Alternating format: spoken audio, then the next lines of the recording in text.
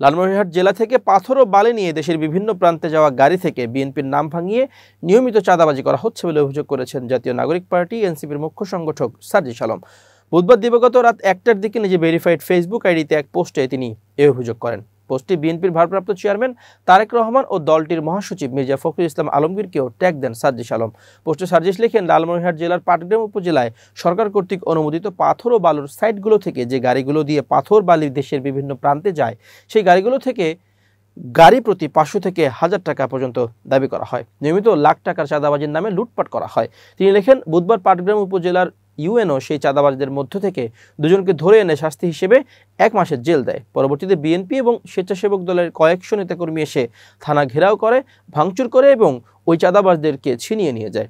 জেলা police super পার্শ্ববর্তী হাতীবান্ধা থানা থেকে পুলিশের অতিরিক্ত ফোর্স সহযোগিতা চাইলে হাতীবান্ধা থানার বিএনপির নেতাকর্মীরা সেই থানাও অবরুদ্ধ করে রাখে। এভাবে বিএনপির নেতাকর্মীরা যদি মাঠ পর্যায়ে ক্ষমতার অপব্যবহার করে চাঁদাবাজি, লুটপাট শুরু করে কিংবা চাঁদাবাজদের প্রোটেক্ট করে, তাহলে দেশের সংস্কার কিভাবে সম্ভব? স্থানীয় লোকজন বলছে, সেখানকার যিনি এমপি মনোনয়ন প্রত্যাশী তার মদতে এসব হচ্ছে বলে উল্লেখ করেন সার্জিস। তিনি আরও বলেন, আগে স্থানীয় পর্যায়ের মূল সংগঠনগুলোর নেতাদেরকে কন্ট্রোল করতে হবে, তারপর দেশ সংস্কার। প্রশাসন কিংবা পুলিশকে সহযোগিতা করা তো দূরের কথা, জিম্মি করে যে অপকর্ম করা হলো, বিএনপির থেকে তার ব্যবস্থা নেওয়া হবে কিনা সেটা এখন দেখার অপেক্ষায়। এনসিপির এই নেতা বলেন, আমরা বিএনপির কথা কিংবা দফা দেখতে চাই না, অপকর্মের বিরুদ্ধে তাদের অবস্থান এবং অ্যাকশন দেখতে চাই, সেটা নিজের দলের নেতাকর্মীদের বিরুদ্ধে হলেও।